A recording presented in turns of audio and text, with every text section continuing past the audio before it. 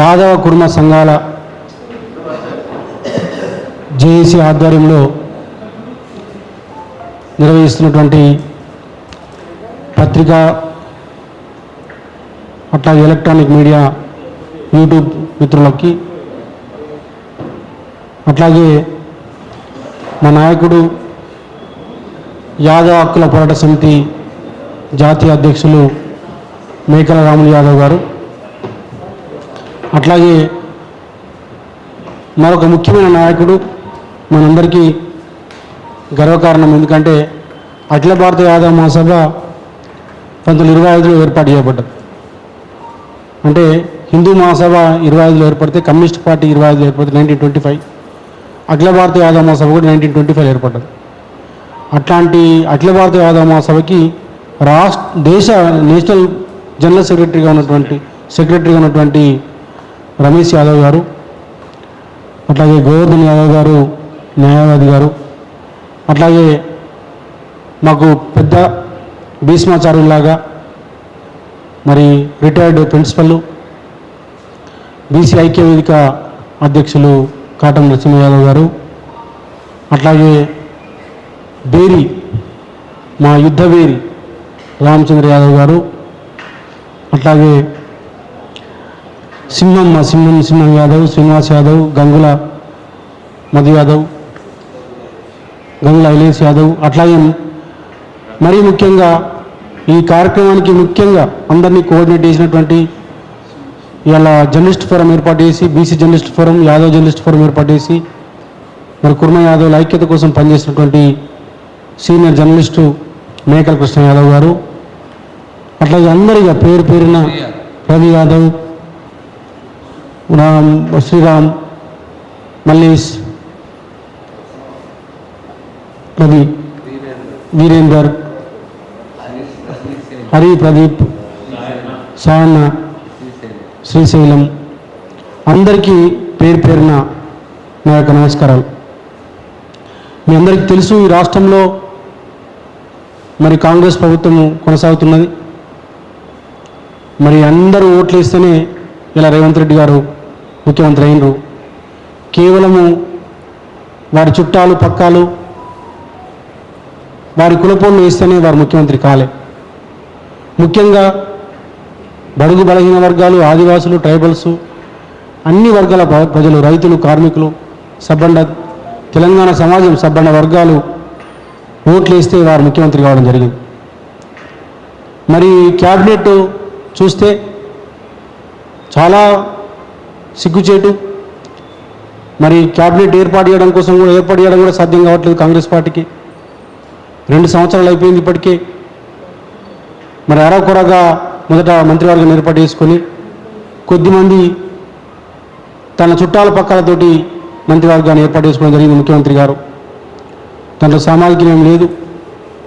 మరి పెద్ద ఎత్తున సామాజిక న్యాయం జరగాలి, బలహీన వర్గాలకి ప్రాతినిధ్యం రావాలని చెప్పేసి తెలంగాణ ప్రాంతంలో ఉద్యమిస్తుంటే నిన్న తాంబూలం ఇచ్చాము తన్నుకు సావండి అన్నట్టుగా ఒక 3 మంత్రి పదవులు ఇచ్చేసి ముఖ్యంగా బీసీలకి తీవ్రమైన అన్యాయం చేసిన పరిస్థితి కనిపిస్తున్నాయి.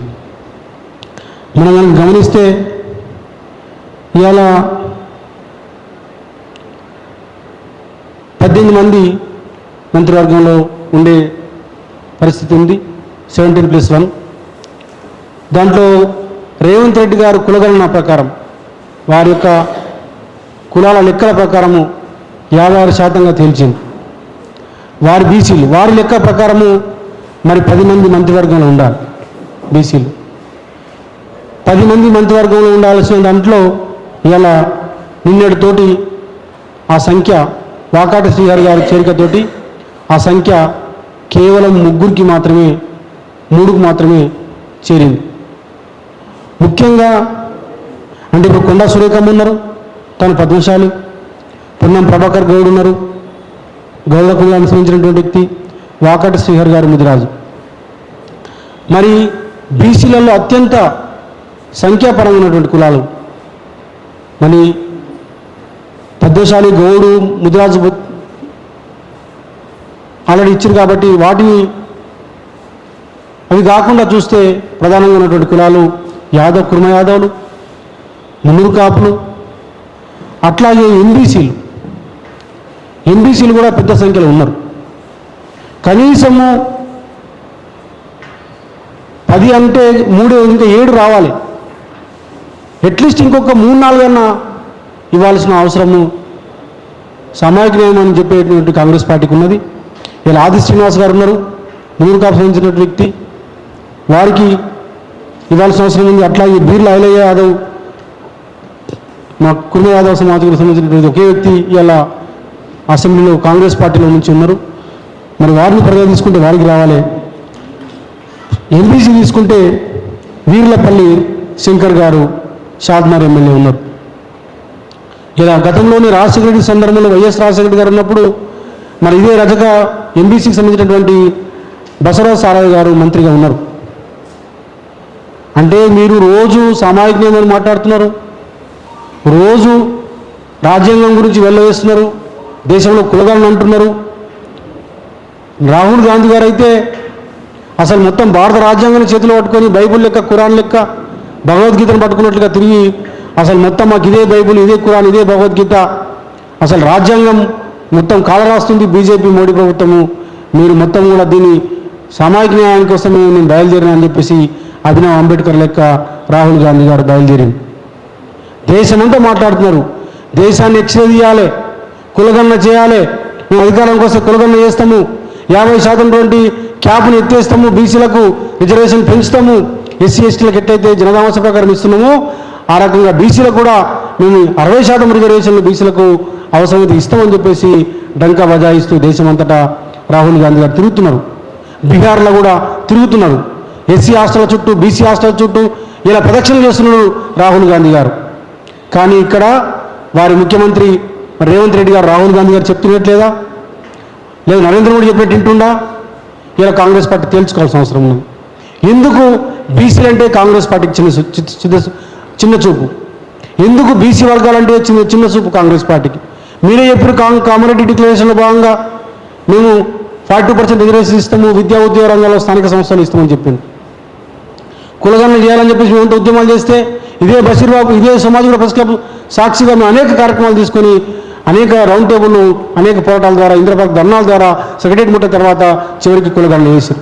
కులగణన చేసిందయ్యా అయిందయ్యా అంటే 52% ఉన్నటువంటి బీసీలని కేసీఆర్ గారి సర్వే, సమగ్ర కుటుంబ సర్వే ద్వారా 52% బీసీలు, ముస్లింలకు సంబంధం లేకుండా, ముస్లింలకు సంబంధం లేకుండా 52% హిందూ బీసీలో ఉన్నట్లుగా కేసీఆర్ గారు తెలిస్తే ఈ రేవంత్ రెడ్డి గారు దాన్ని 46% తగ్గించి దాదాపుగా 6-7% బీసీల కోతను గురి చేసి ఇలా ఓసీ సంఖ్యను పెంచుకోవడం జరిగింది. తన చుట్టాలు, తన కులాపులను ఎక్కువ జన్మించిండ్రు, బీసీలేమో జనాభా రేటు మరి తగ్గిపోయిందనే పరిస్థితిలో ఇలా రేవంత్ రెడ్డి ప్రభుత్వం చూపించింది. ఇప్పుడు వారే చెప్పిండ్రు కులగణన కోసము, కులగణన చేసినాము, అసెంబ్లీలో బిల్లు పెట్టినాము, విద్యా ఉద్యోగాలు ఇస్తాము, స్థానిక సంస్థలు ఇస్తామని చెప్పేసి దాన్ని ఢిల్లీకి పంపించి చేతులు దుప్పుకునే పరిస్థితి కనిపిస్తున్నది. రాజ్యాంగ సవరణ పేరు మీద, 9th షెడ్యూల్ పేరు మీద మొత్తం దాన్ని కోల్డ్ స్టోరేజ్లో పెట్టి బీసీలకి అన్యాయం చేసే పరిస్థితి. అంటే కాంగ్రెస్ పార్టీ ఇటు విద్యా ఉద్యోగ రంగాల్లో కానీ, స్థానిక సంస్థల్లో రిజర్వేషన్ ఇవ్వకుండా బీసీలు వంచిస్తూ ఇలా క్యాబినెట్లో కూడా బీసీలకు అవకాశం ఇవ్వకుండా ప్రధానమైన కులాలని ఇలా కుర్మ యాదవ్లు కానీ, మున్నూరు కాపులు కానీ, ఎంబీసీలు కానీ నిర్లక్ష్యం చేసే పరిస్థితి కనిపిస్తూ ఉన్నది. మొత్తం మాట్లాడుతున్నారు, కోమటిరెడ్డి రాజగోపాల్ రెడ్డికి వేయలేదట, సుదర్శన్ రెడ్డికి వేయలేదట, ఆయనకి వేయలేదట, ఈయనకి వేయలేదట, వాళ్ళకి అన్యాయం జరిగిందట అనే పద్ధతిలో ఇలా నిజంగానే సమాజం అంతా కూడా నిజంగానే వాళ్ళకి ఇవ్వాలనే పరిస్థితి అనే పరిస్థితిని ఇలా వీళ్ళు తీసుకొచ్చే పరిస్థితి కనిపిస్తున్నది. కాబట్టి మేము బీసీ సోదరులకు విజ్ఞప్తి చేస్తా ఉన్నాం. బీసీ జనసభగా యాదవ సంఘాలు వచ్చినాయి, కుటుంబ సంఘాలు వచ్చినాయి, వాళ్ళు కూడా మాట్లాడతారు. ఇలా మీరు ఇమీడియట్గా బలహీన వర్గాలకి ఇమీడియట్గా మంత్రివర్గంలో స్థానం కల్పించాలి. మీరు చెప్తున్న ప్రకారమే ఎవరెంత ఉంటే అంత జనాదమస ప్రకారము మీరు మంత్రివర్గంలో కానీ, మరి అట్లా ఎమ్మెల్యేలు కానీ, కార్పొరేషన్ చైర్మన్లు ఇవ్వాలని చెప్పేసి ముఖ్యమంత్రి గారికి విజ్ఞప్తి చేస్తా ఉన్నాం. అట్లాగే మరీ ముఖ్యంగా ఇలా కుర్మ యాదవులు ఈ దేశంలో చాలా కులాలు ఒక రాష్ట్రంలో బీసీలు ఉంటారు, ఒక రాష్ట్రంలో ఎస్సీలు ఉంటారు, ఇంకో రాష్ట్రంలో ఎస్టీలు ఉంటారు. ఏ కులమన్నా తీసుకోండి, కానీ సింగిల్ కాస్ట్ ఈ దేశంలో బీసీలుగా కొనసాగుతున్నటువంటి సింగిల్ కాస్టు ఫర్హాప్స్ ఇప్పుడు మన దగ్గర ముదిరాజులు ఇక్కడ బీసీలు చాలా రాష్ట్రాల్లో, కొన్ని రాష్ట్రాల్లో ఎస్సీలుగా కొనసాగుతున్నారు. మన దగ్గర గౌడ్స్ ఉన్నారు, కొన్ని రాష్ట్రాల్లో ఎస్సీలుగా కొనసాగుతున్నారు. రజకులు చాలా రాష్ట్రాల్లో ఎస్సీలుగా ఉన్నారు, మంగళ్ళు చాలా రాష్ట్రాల్లో ఎస్సీలుగా ఉన్నారు. కానీ సింగిల్ కాస్ట్ ఈ దేశంలో కుర్మ యాదవులు మాత్రమే బీసీలుగా కొనసాగుతున్నారు. అత్యంత జనాభా ఉన్నటువంటి కులం ఇలా కుర్మ యాదవులు. ఇలా కుర్మ యాదవులకు మంత్రివర్గంలో స్థానం లేని పరిస్థితి కనిపిస్తున్నది. ఎమ్మెల్సీగా లేని పరిస్థితి కనిపిస్తున్నది. కార్పొరేషన్ చైర్మన్లు లేని పరిస్థితి కనిపిస్తున్నది. ఇలా రెడ్డి సమాజ వర్గం సంబంధించినటువంటి ఒక మహిళలను చూపించి ఇలా కుర్మ యాదవులుగా చూపించే పరిస్థితి కనిపిస్తున్నటువంటి సందర్భం. అంటే కుర్మ యాదవుల్ని ఎంత నిర్లక్ష్యానికి గురి అవుతుందో కాంగ్రెస్ ప్రభుత్వం అనే విషయాన్ని మనం గుర్తించాల్సిన అవసరం ఉన్నది. కేసీఆర్ గారు తేల్చిండ్రు, సమగ్ర కుటుంబ సర్వే ద్వారా 27 లక్షల జనాభా ఉన్నది కుర్మ యాదవులు. దాంట్లో 19 లక్షలు యాదవులు, 7 లక్షలు కుర్మలని చెప్పి తెలియడం జరిగింది. దాదాపుగా సింగిల్ కాస్ట్ 26 లక్షల జనాభా ముదిరాజు అయితే 27 లక్షల కుర్మల్ని యాదవులు కలిపితే 27 లక్షల జనాభా ఇలా కుర్మ యాదవుల సంఖ్య గత ప్రభుత్వంలో ఉన్నది. అంటే సింగిల్ లార్జెస్ట్ కమ్యూనిటీ బీసీలలో కుర్మ యాదవులు. అట్లాంటి కమ్యూనిటీని ఇలా మంత్రివర్గంలోకి మీరు కనీసం కూడా ఇలా 2 సంవత్సరాల అయిన తర్వాత కూడా కనీసం చర్చ కూడా లేనటువంటి పరిస్థితి ఉందంటే అంటే కుర్మ యాదవులు అంటే ఏందన్నట్లు ఈ దేశంలోనే చాలా ప్రధాన పాత్ర వహించినటువంటి సామాజిక వర్గాలుగా ఉన్నటువంటి కుర్మ యాదవుల్ని ఈ రకంగా నిర్లక్ష్యానికి గురి చేయడం అంటే ఇది చాలా దుర్మార్గం అనే విషయం అని చెప్పి సందర్భంగా నేను చెప్తా ఉన్నాను. అందుకోసమే కుర్మ యాదవులు లేనటువంటి ఏదైనా క్యాబినెట్ ఉంది ఉమ్మడి రాష్ట్రం లాంటి ఉమ్మడి మొత్తం ఈ రాష్ట్రం ఏర్పడ్డప్పటి నుంచి స్వతంత్రం వచ్చినప్పటి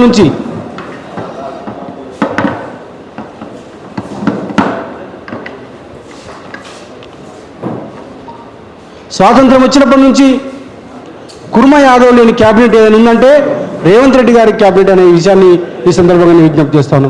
ఇలా పక్కనే మన తెలుగు రాష్ట్రము ఆంధ్రప్రదేశ్లో 4 కుర్మ యాదవులకు సంబంధించిన వాళ్ళు మంత్రులుగా ఉన్నారు. 4 ఉన్నారు కుర్మ యాదవులు పక్క రాష్ట్రంలో ఆంధ్రప్రదేశ్లో. కానీ ఈ రాష్ట్రంలో ఒక్క వ్యక్తికి కనీసం మీరు ఇలా కుర్మ యాదవులకి మంత్రివర్గంలో ఇచ్చలేని పరిస్థితి కనిపిస్తూ ఉన్నది. మా అంజన్ కుమార్ యాదవ్ లేడా? అంజన్ కుమార్ యాదవ్ ఎంత సీనియర్ నాయకుడు. అంజన్ కుమార్ యాదవ్ కాంగ్రెస్ పార్టీ వర్కింగ్ ప్రెసిడెంట్గా పనిచేసిండు. అంజన్ కుమార్ యాదవ్ ఎంపీగా పనిచేసిండు. అంజన్ కుమార్ యాదవ్ ఈరోజు ముఖ్యమంత్రి గారి కంటే కూడా చాలా సీనియర్. ముఖ్యమంత్రి పదవిని కూడా నిర్వహించే శక్తి అంజన్ కుమార్ యాదవ్కు ఉన్నది.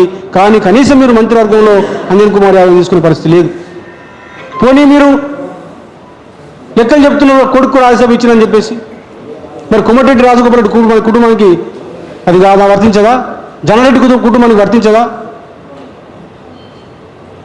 కాబట్టి ఇవాళ మీరేమో కుటుంబాలు పదవులు తీసుకుంటారు. మా వరకు వచ్చేవరకని ఇవాళ మేము ఒక ఇంట్లో 2 పదవులు అనే విషయంలో మీరు మాట్లాడుతున్న సందర్భం. అంజన్ కుమార్ యాదవ్ ఉన్నాడు, మా నాగసీతారాం ఉన్నాడు, ఇట్లా మా బీర్లా ఐలయ్య ఉన్నాడు, ఎమ్మెల్యే ఉన్నాడు.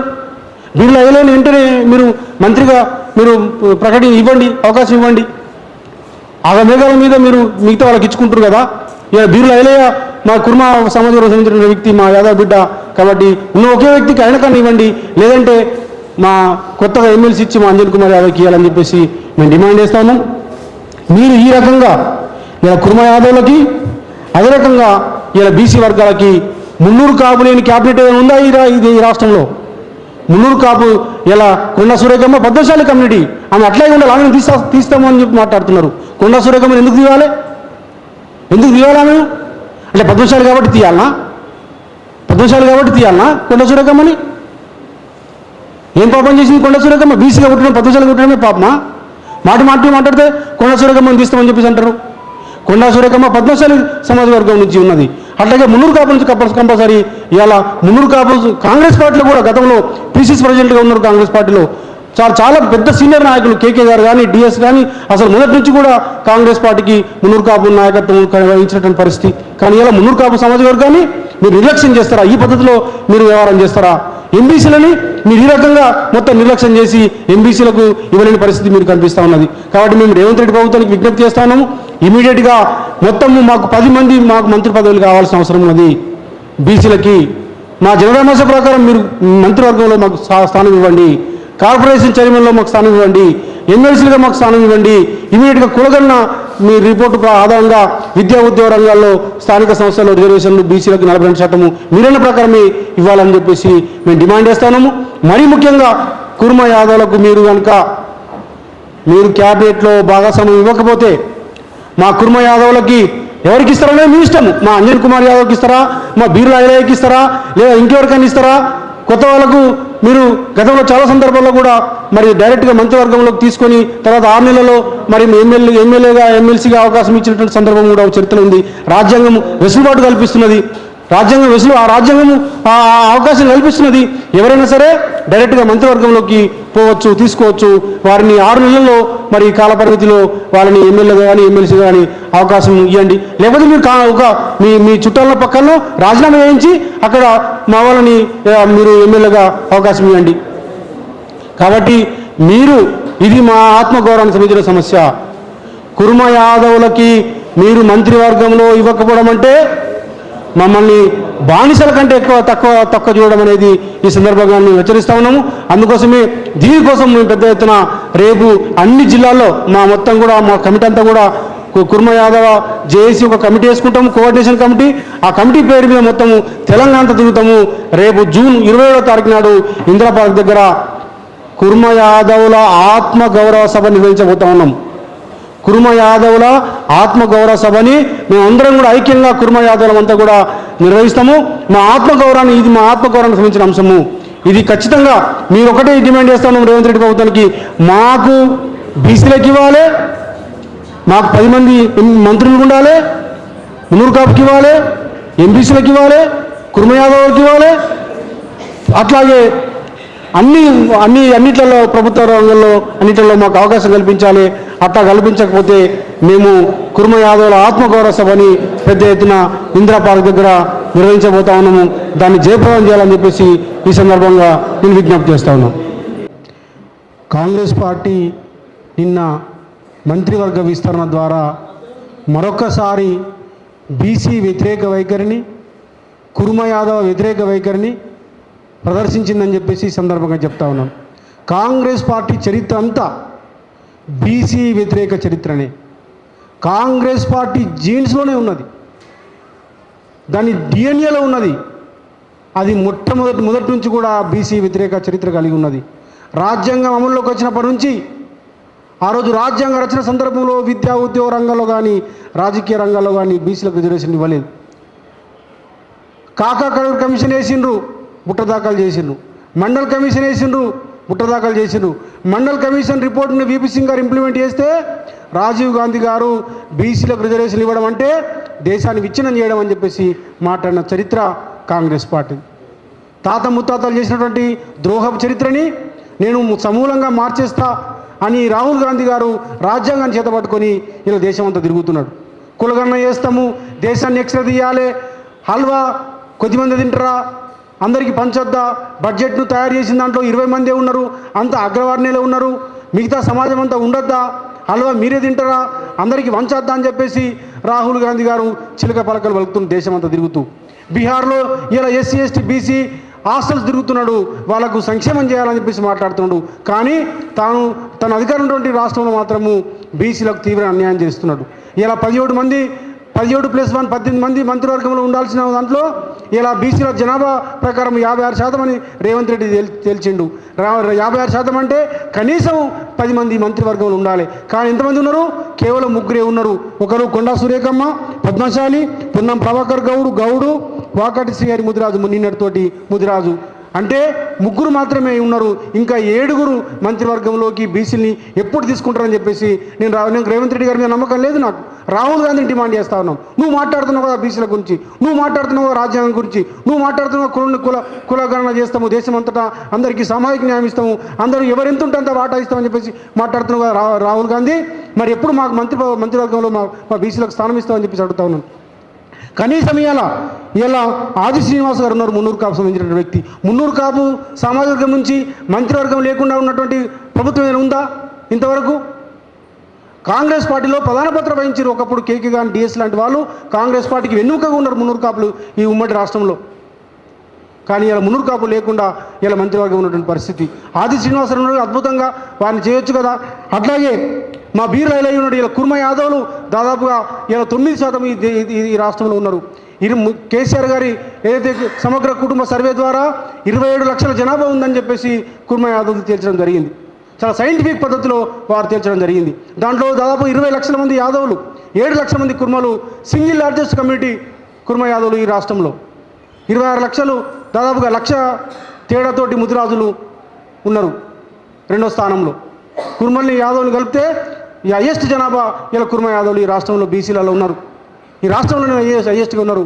మాదిగలు, ముదిరాజులు, యాదవులు, ముస్లింలు ఇంత సింగిల్ లార్జెస్ట్ కమ్యూనిటీగా ఈ రాష్ట్రంలో ఉన్నారు. అట్లాంటి కుర్మ యాదవులకు ఇలా క్యాబినెట్లో లేనటువంటి పరిస్థితి, ఇలా మేము అడుక్కునే పరిస్థితి, ఇలా దేవరించి పరిస్థితి, ఇలా మొత్తం కుర్మ యాదవులంతా కూడా మండిపోతూ ఉన్నారు. మా ఆత్మగౌరవం దెబ్బతిన్నది రేవంత్ రెడ్డి ప్రభుత్వంలో అని చెప్పేసి మాట్లాడే పరిస్థితి, ఇలా నిర్లక్ష్యానికి గురి చేస్తున్నారు. ఇలా ఇంత దారుణంగా అణిచేతకు గురి చేయడం, మమ్మల్ని అవమానించడం అనే పద్ధతిలో ఇలా కుర్మ యాదవులంతా కూడా, ఇలా యూత్ అంతా కూడా రాష్ట్రంలో మొత్తం కూడా సోషల్ మీడియాలో కానీ ఇలా మొత్తం కూడా బాధపడుతున్న పరిస్థితి. ఎక్కడున్నా అదే చర్చ కుర్మ యాదవులు ఉన్నటువంటి పరిస్థితి.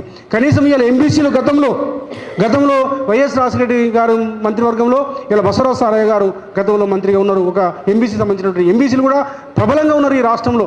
మరి ఇలా వీరుల శంకర్ గారు ఉన్నారు, సాధనర్ ఎమ్మెల్యే, వారికి ఇవ్వచ్చు కదా ఎంబీసీ నుంచి.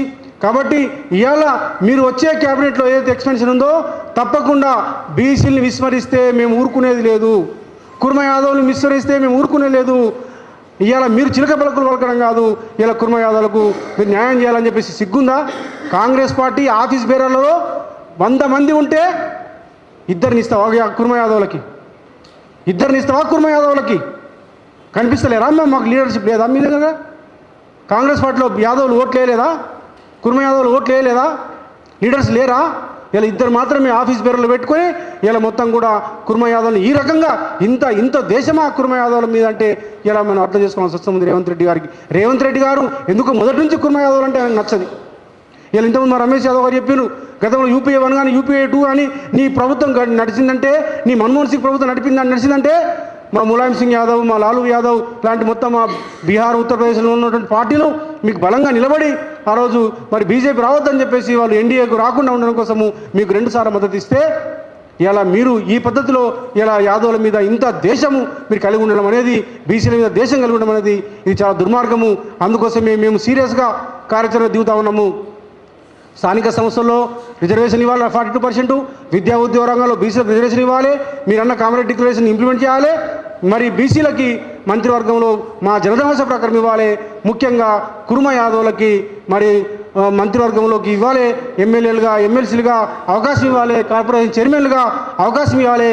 దానికోసమే మేము మా ఆత్మగౌరవాన్ని మీరు దెబ్బతీశారు కాబట్టి కాంగ్రెస్ పార్టీ ఇలా కుర్మ యాదవుల ఆత్మగౌరవ సభని రేపు ఇందిరా పార్క్ దగ్గర మే 27వ తారీఖు నాడు నిర్వహిస్తున్నాము.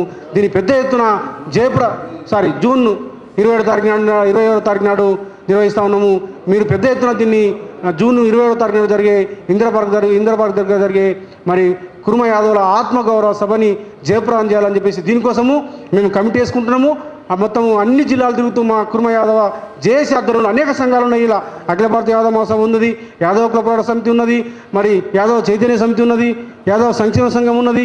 అన్ని సంఘాలు మొత్తం ఇంకా రాని సంఘాలను కూడా మేము ఒక్కదాటికి తీసుకొస్తాము, కుర్మ సంఘాలని తీసుకొస్తాము. మొత్తము రాష్ట్రమంతా తిరిగి మా కుర్మ యాదవ్ని చైతన్యం చేయడం కోసం మేము మొత్తం రాష్ట్రం తిరిగి రేపు ఇందిరా పార్క్ దగ్గర జరిగే ధర్నాను జయప్రదం చేస్తాము. అప్పటికి కూడా మీరు ఇవ్వకపోతే మీరు దిగిపోతారా, మాకు మంత్రివర్గంలో స్థానం ఇస్తారనే పరిస్థితిలో మొత్తం బీసీ కులాలు పెద్ద ఎత్తున ఉద్యమం చేయడానికి సిద్ధమవుతారు అని చెప్పేసి తెలియజేస్తూ ఇప్పుడు